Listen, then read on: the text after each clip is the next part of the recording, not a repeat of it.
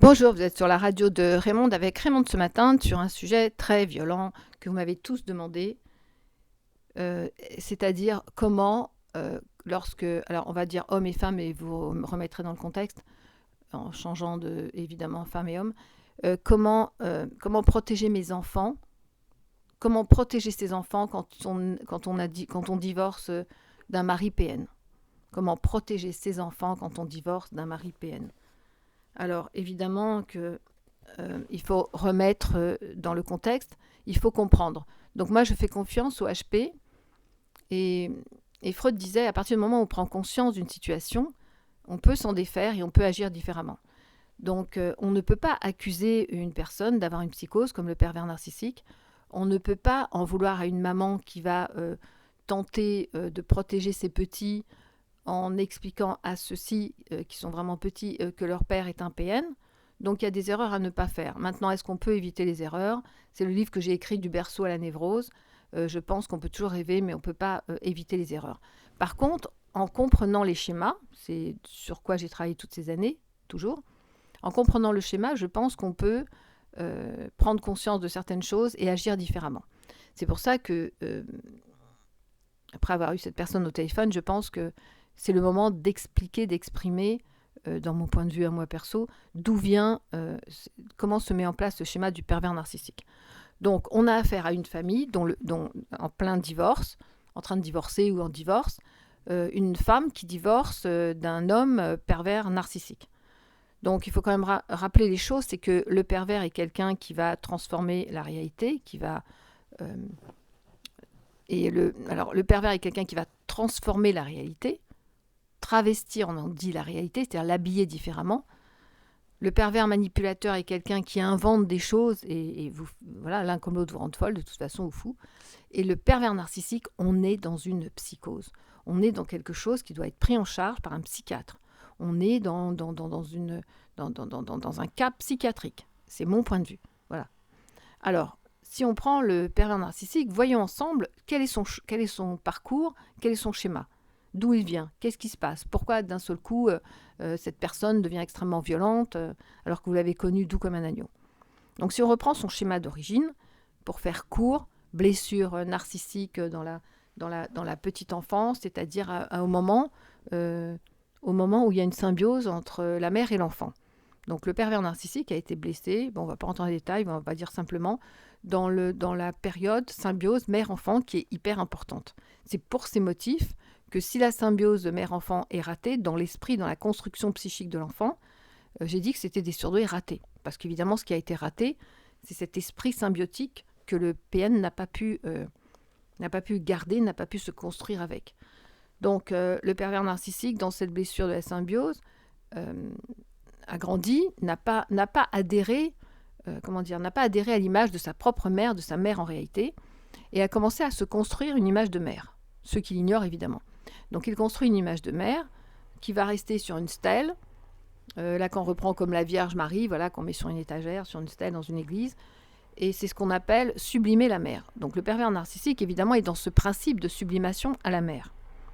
Lorsqu'il se marie, bon, les images qu'il ignore, évidemment, parce qu'on est dans un processus inconscient, mais pas très ancré dans l'inconscient, inconscient de la première étape, inconscient-conscient. Donc le pervers narcissique va grandir avec cette image de la mère sublimée. C'est une mère qui n'existe pas et qui a été construite de toutes pièces. Lorsqu'il rencontre une femme, évidemment on ne parle pas du surdoué et du pervers narcissique, mais on va dire une généralité. Lorsqu'il rencontre une femme, tout va bien, c'est le bonheur parfait, il est amoureux de cette femme et tout. Jusqu'au jour où malheureusement, cette femme va montrer des petits points, des signes de ressemblance avec la mère sublimée. C'est là où le pervers narcissique perd pied, perd le contrôle, et veut détruire cette femme qui entre en superposition d'image avec l'image de sa mère sublimée. Et c'est là où cette femme va se faire détruire. Détruire, c'est le mot, hein. Détruire, pour qu'il puisse garder dans son grand fantasme, pour qu'il puisse garder dans son grand fantasme cette image sublime de la mère qui ne le quittera jamais. Puisque c'est ça, sa folie. C'est ça la folie du pervers narcissique. De là, évidemment, il y a une destruction qui va durer un certain temps, où cette personne sort de son contrôle, et là on parle de folie, on parle de psychose. Il détruit cette femme, puis à un moment, il revient à la vie, on va dire comme ça, et à ce moment-là, Il voit que sa femme, c'est celle qu'il a épousée, c'est celle qu'il aime. Tout se calme. Et sa femme, qui est peut-être par terre, détruite, frappée, voilà, selon les degrés, ou simplement détruite avec des paroles, il demande pardon, il s'excuse. On parle des cas extrêmes. Il demande pardon, il s'excuse, il la prend dans ses bras parce que là, il prend la femme. Et les images se sont dissociées. Malheureusement, quelque temps après, la femme, sur un signe, cette image va encore se confondre avec l'image sublimée de la mère et ça va recommencer. Donc on est vraiment dans une psychose. Maintenant, qu'est-ce qui se passe avec les enfants? Alors, prenons le cas. Alors, d'abord, qu'est-ce qui se passe avec un enfant? Et là, on est vraiment au cœur de ce que j'aime, on est vraiment au cœur des identités. Ça veut dire que le père va donner à sa fille l'image de l'homme, va lui transmettre l'image de l'homme. La fille va construire une image d'homme à partir de la vision de son père qui est un homme. Et le fils va construire une vision de sa mère, on parle d'identité, une vision de femme, d'elle-même. La femme va construire une image d'elle-même avec sa mère. Mais le fils va adhérer à l'image de son père pour se construire en tant qu'homme. Maintenant, reprenons les grands classiques. La relation mère-enfant est un acquis. On est dans une symbiose dès la naissance qui, pour le surdoué, va continuer dans la construction psychologique, qui est autre chose. Mais dans la réalité, on est dans cette symbiose mère-enfant qui est un acquis pour l'enfant. Vous voyez, un enfant ne va jamais se battre pour sa mère, il va la détester, il va vouloir s'en défaire, etc. Il y a plein de choses identitaires par rapport à l'identité enfant-mère qui est complexe, je vous en parlerai si ça vous fait plaisir. Mais surtout, c'est un acquis. Par contre, en cas de divorce, quelle est la position de l'enfant garçon, quelle est la position de l'enfant fille? Et parlons de généralité, sans rentrer pour l'instant du père PN. Alors, c'est ça. La fille va rechercher son père, elle en a besoin pour construire son image d'homme et se construire plus tard et se mettre en couple plus tard avec un homme. Mais le fils, lui, a besoin de son père pour s'élever, pour se construire en tant qu'homme. D'accord? Maintenant, revenons au père PN. Dans ce schéma de sublimation de la femme, etc., qui est touché par le PN? La personne qui est touchée par le PN en cas de divorce, c'est déjà la femme, l'ex-femme. Cette femme qui va être touchée, qui va être anéantie, parce qu'on veut détruire. Le PN, il veut la détruire. Elle a touché le sacré. Ça, c'est compris. Maintenant, cette femme veut protéger ses enfants, et c'est une façon de leur dire, regardez, votre père, c'est un PN, n'adhérez pas. Maintenant, qu'est-ce qui se passe chez l'enfant? Alors, prenons le garçon avec son père PN, en cas de divorce, évidemment, dans tout ce schéma destructeur. Le garçon, qu'est-ce qu'il va faire? Il est obligé d'aller vers ce père, c'est Dieu le Père.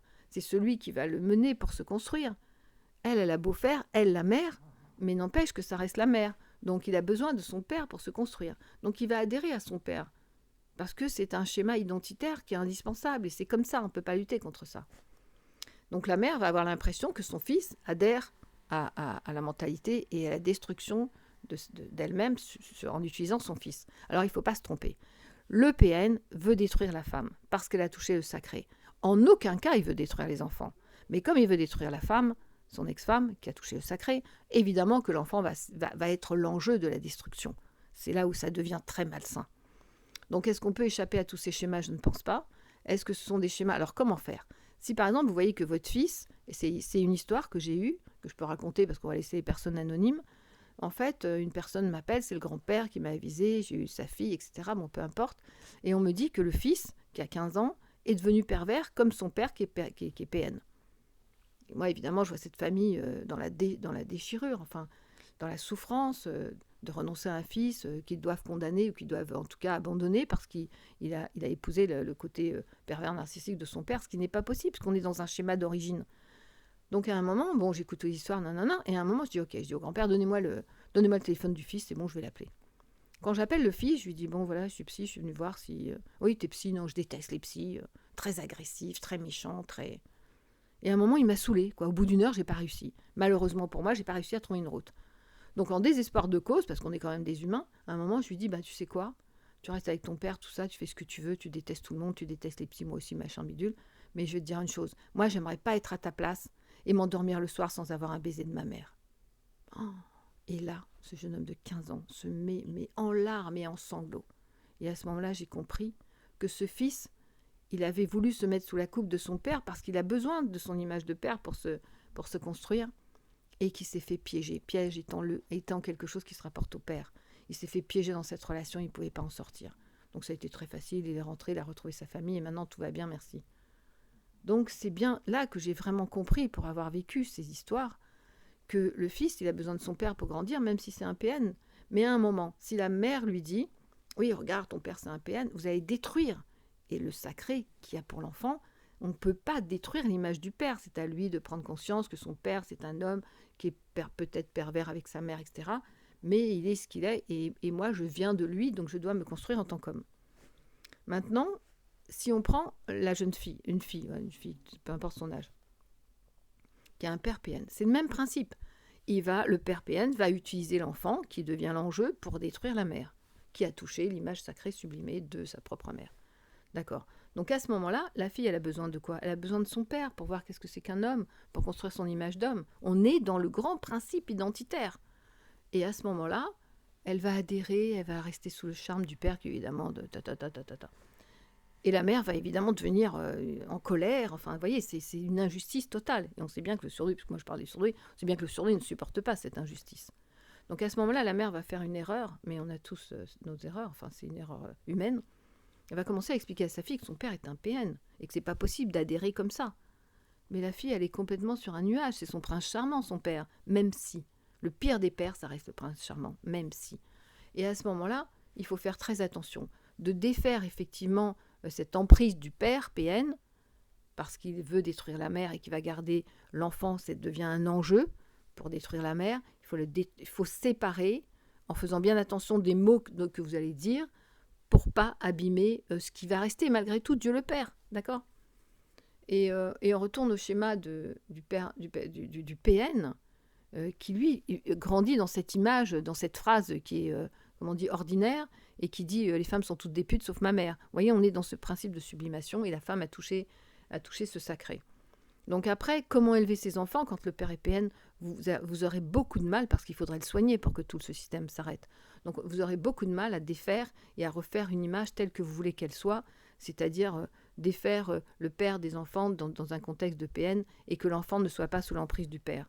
Puisque l'enfant, que ce soit un garçon pour construire son image d'homme, que ce soit une fille pour construire l'image qu'elle aura de l'homme, et le fils pour construire son propre trajet, ils vont adhérer malgré eux. Donc il faut les éveiller, les détacher d'un comportement, comment on dit, pas mystique, mais comment on dit, de mimétisme, d'adhésion de Dieu le Père, sans casser l'image du Père. C'est très compliqué. Mais peut-être si vous prenez conscience de ce tableau, de ce schéma qui s'appelle sublimation, toutes les femmes sont des putes sauf ma mère, et toi t'as touché, tu ressembles à ma mère, au secours, non, elle est pure et pas toi, je te détruis. Si vous comprenez ce principe, et surtout si vous comprenez que l'enfant devient l'enjeu pour détruire la femme que vous êtes, on est dans des nuances. Peut-être qu'en comprenant ces nuances, on peut échapper à toute cette destruction. Alors, quelles sont les conséquences? Est-ce qu'un pervers narcissique peut avoir des enfants pervers narcissiques? Alors, si on prend l'exemple de l'homme, si la femme détruit l'image de l'homme, elle va aussi, dans son discours, vis-à-vis de son fils, détruire l'image de la femme. Parce que le fils va avoir une image de la femme, de sa mère, qui est aussi une femme. Il va avoir une image de la femme qui crie, qui est ci, qui est ça. Bref, une mauvaise image de la femme qui va s'installer. Et plus tard, le risque est là, c'est que plus tard, ils remettent en sublimation une autre mère, et on retrouve le schéma du PN, parce que voilà, il ne va pas adhérer à votre image. Ça, c'est pour le fils. Que se passe-t-il pour la fille? Alors, on parle du schéma catastrophe, hein, mais qu'est-ce qui passe pour la fille? La fille va entendre au travers des paroles de sa mère la destruction de l'image de l'homme, et plus tard, elle va construire une image d'homme. On ne dit plus la sublimation pour la construction d'une fille sur l'image du père, mais elle va construire une image d'homme qu'aucun homme ne pourra approcher, et qui va devenir quelque chose d'extrêmement violent, puisque évidemment elle en voudra à tous les hommes de ne pas correspondre à l'image qu'elle s'est construite d'un homme, étant donné que les paroles de l'homme dans la bouche de sa mère étaient violentes. Donc évidemment, c'est un danger. Évidemment, on peut en parler. Évidemment, les psys peuvent toujours faire les caïpettes en l'air. Voilà, il y a une prise de conscience qui doit être faite. Mais la douleur nous fait faire des choses comme ça. Donc peut-être que on m'a demandé de protéger ses enfants, comment faire et tout. On ne peut pas. Maintenant, si on comprend ce schéma d'origine, si on comprend qu'on ne peut pas toucher aux identités, si on comprend qu'une femme, n'oubliez pas que vous construisez, que vous êtes la future idéale, femme idéale dans la tête de votre fille qu'elle sera, auquel elle adhérera un certain temps jusqu'à trouver sa personnalité, et que vous êtes la femme idéale que votre fils recherchera jusqu'à trouver sa personnalité. C'est ça qui est important, de comprendre l'enjeu des personnalités, des identités dans le cas de pervers narcissiques. Voilà, c'est très compliqué, j'essaie de faire simple, mais ce sont des théories sur lesquelles j'ai travaillé des années, et j'espère que le surdoué, simplement, je pense à vous, vous allez vous reconnaître, voilà, je fais mon possible pour vous dire, en tant que psy, on ne condamne personne parce que tout est psychose et tout devrait être pris en charge et être, entre guillemets, soigné, guéri non, mais soigné, prendre soin d'eux, et ce qui est très compliqué. Donc évidemment, on se souhaite beaucoup de courage à nous tous, parce que rares sont les surdoués qui n'ont pas eu affaire à un pervers narcissique ou pervers manipulateur. On ne les reconnaît pas parce que ils sont tous dans l'adoration, puisqu'ils se sont mis dans la sublimation. Et c'est ça l'ambiguïté de la situation. Voilà, ben, écoutez, bon courage. On ne condamne personne, mais on retient que, évidemment, l'idéal, ça serait de ne pas rentrer dans... Mais on ne peut pas les reconnaître. Voilà, ben, je vous embrasse très fort et j'espère que ça vous aura aidé à comprendre. Et peut-être que comprendre, c'est agir différemment. Voilà, courage à toutes ces femmes. Et alors, la même chose pour les hommes. Hein.